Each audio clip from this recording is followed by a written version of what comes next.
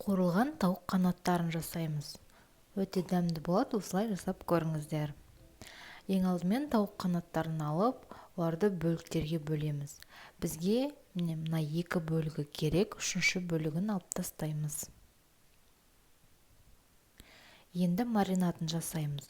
Ол үшін бізге 1 стақан су, тұз, паприка, имбирь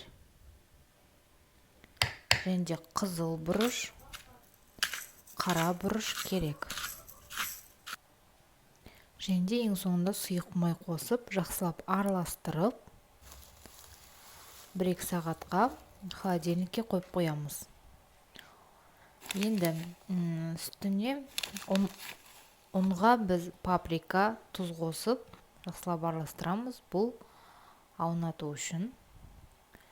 Одан кейін тауық қанаттарын барлығын осылай аунатып аламыз. Одан кейін оны дұршылаққа саламыз. Дұршылақтың астында су болу керек. Суға бір малып, сосын бірден аламыз. Қайтадан ұнға аунатамыз.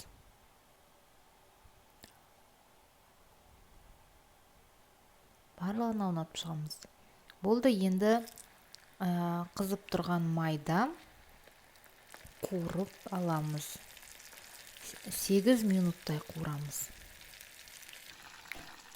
Бұл уақыт тауық қанаттарымыздың жақсылап пісуіне жетеді.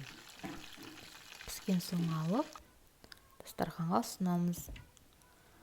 Видео ұнаса лайк басып, парақшама жазылып қойыңыздар. Рахмет.